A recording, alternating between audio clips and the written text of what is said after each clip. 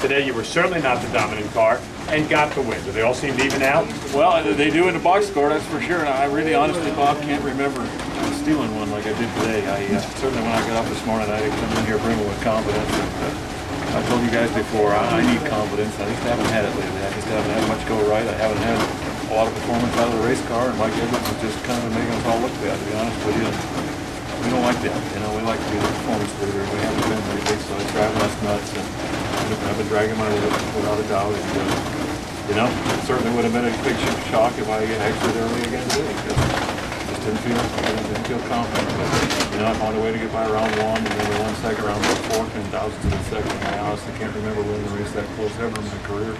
It usually seems to go the other way, at least lately. And haven't had a lot of great luck lately, and haven't had performance either. So, you know, and just found a way each round. And we run Mike Edwards in the semifinal, and obviously it's going to take basically a miracle to beat him. He's absolutely got the baddest car that's ever probably been in pro stock, and it's covered by 500. That's a ton in pro stock. And you just go up there and you do your job, and you just have a chance you got probably is a major miscue on his part, or something crazy to happen.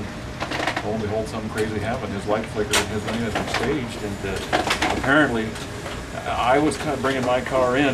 We were both kind of coming in at the same time, and I saw his light flicker, and I figured he would come right back in, and by the time I hit my light, his was flickering on and off, and I think it confused him, and apparently when his light flickered, it started the sequence on the tree, so I put mine on the wood and got ready just in case the tree came on, and his flickered a couple more times, and he never got ready, so it's just a bad break on his part, but you know, I guess I don't know how else I would have beat him, but bad break on his part, and I got a lucky break there, and then we had 2,000ths in the final, so just, you know, scraped and clawed and found a way to win, and basically what it comes down to is we haven't had a performance, but if I would have lost early again today, we probably would have been done for the countdown, and we found a way to win today, keep ourselves in it, and basically buy a little time to try and find some performance in this car and try and get where Mike Edwards is, or at least get closer to him. So just kind of bought a little time today, I guess what it comes down to. It feels good to win the race, but as far as the countdown goes, you know, you can't win it in the first race or two, but you can certainly lose it. And another first round loss today would probably put me right on of it, and a long season in the next 4 races. So I got something to look forward to. Now we're going to rush home, we're going to work, and we're going to try and find some performance in that car to try and catch Mike, because he's certainly the favorite. And, you know, barring miscue like today, he's going to win this thing. I mean, that's a lot of performance to get around for anybody in this class. My hat's off to him. He's done a great job. They've had a great year, and it wouldn't be a bit surprised to see him win the next 4, but we'll do everything we can to try and find a way to get around this whole thing. I don't know, it'll probably be a heck of an upset if he doesn't win the thing, and I'm still betting he's going to win it, but I'm going to do everything I can to try and hold him off. So everybody else needs it. It's kind of a different challenge for me. I've never had to race from that far of a disadvantage, and I do feel like I kind of stole one today, I'll be honest with you, but I don't think I've ever really stolen one. Just before people have stolen from me, but I don't think I've ever stolen one. So it's a different way of winning, and I guess, you know, the box score is going to, nobody's going to know. I won the race, but nobody's going to know how. 3 months from now, or a year from now, so take it and move on, and use these next 3 days to try and find some performance in it. For a guy that's been on the top of the line from a performance standpoint, you're watching Mike, are you impressed or depressed watching what he does? Both, absolutely, very impressed. And I've known Mike for a long time, and I respect the heck out of him. He's very similar, I think, to what I did. He's worked on cars all his life, and then he finally got the chance to drive just like me. He's been very sharp in the race car for a long time, great driver all along. He's had a few hiccups along the road driving this year, but it's a different mindset when you have a horse that's that strong. You can't go reckless up there. You got to kind of lay back a little bit, make sure you don't throw the race away. I know how that feeling is. And, you know, I didn't have killer lights those years that I had a great horse either, but you can't throw the race away and you can't be careless. And he's in that position right now. It's a hard place to race from. So rather have that performance. It's a tough place. He is not a bad driver. He will finally get that out of his mind and get back to, you know, driving like he wants to race, he wants to win every round, and he doesn't have a performance advantage, but it's a mind thing, and you got to get over that. And I appreciate the guy. I appreciate what he's done. We've done it. We've been there. He's doing it right now. We'll find a way to get back to where he's at right now. My hat's off to him, and I'm a little bit jealous right now, to be honest with you. Well, likewise, you have to kind of get over that mind game too. Think, oh well, I won't be surprised by what he wants. You're right. You're right. And this racing deal, I don't know what the percentage would be, but a lot of it is a mind. And I made a stupid mistake last night and I injured my wrist. It just throbbed and hurt all day long. And I honestly thought getting in that car, you know, if I lose, I'll be okay because it just hurts so doggone much to try and drive the car. I guess it took my mind off of worrying about who's in the other lane and how fast his car was, my car wasn't. And you know, just got the mind right.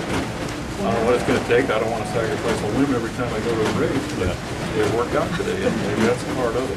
You're not thinking about breaking an arm before Memphis? I'm not going to break any more limbs. I need them all. It's hard to drive with one, I can tell you that. So I'm not going to try that again. But it just goes to show you somehow you got to get your mind clear and stop worrying about who's in the other lane, how fast your car is, how slow your car is. If you're at a disadvantage or an advantage, because boy, it'll tie you on. That didn't matter how many times it happened, just kept with the chin bar. No, it was a chin bar in the gym, to be honest. Was it really? It was stupid. It was a chin bar in the gym, and I made a mistake, and my hand slipped off it, and I kind of tweaked the wrist and whacked me in the chin with the other side of the bar, and I hate to even tell the story, it's embarrassing, but I survived, and we found a way to win the race. Was that last night? Stupidity. Just flat stupidity.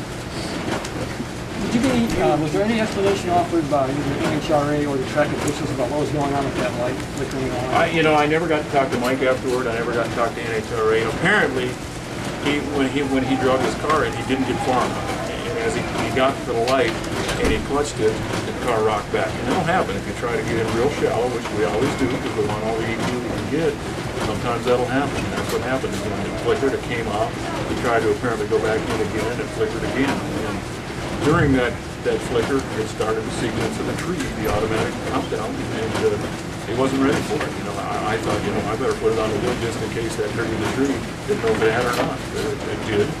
He wasn't ready, and I was. I still only won something right because it completely shorted both of us out. But I left the starting line thinking that was crazy. And somehow I left on when the light come on, and maybe I stole him. I never looked over, but that's how it turned out. We apparently didn't realize that the tree had gotten started, and it's a mistake, but it's because we always try to stay good shot.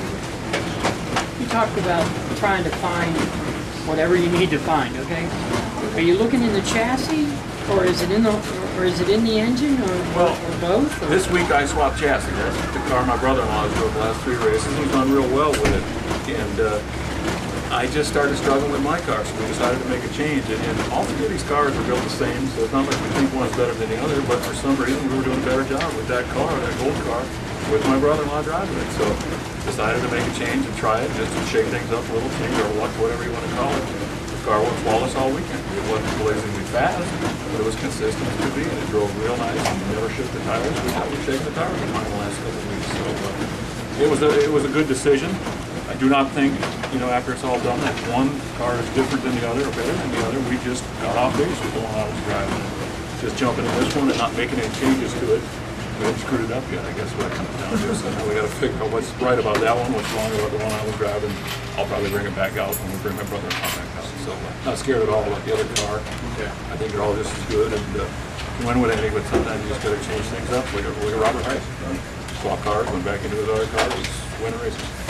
How about the horsepower difference? Do you think Edwards has? There is some. There is definitely some horsepower difference. He's got looks like a little bit more power than anybody right now, but it's not all power that he's outrunning with this. A lot of car setup, chassis setup. He's done a great job of driving. It's the whole package, and we got to work on every area. We got to work on the car. We got to work on the engine. Driver's got to do a better job too. So, 3-4 days to try and get closer to it. Try again. Not a lot of time. Not a lot of time, but it is some time. Thank you very much. Great game.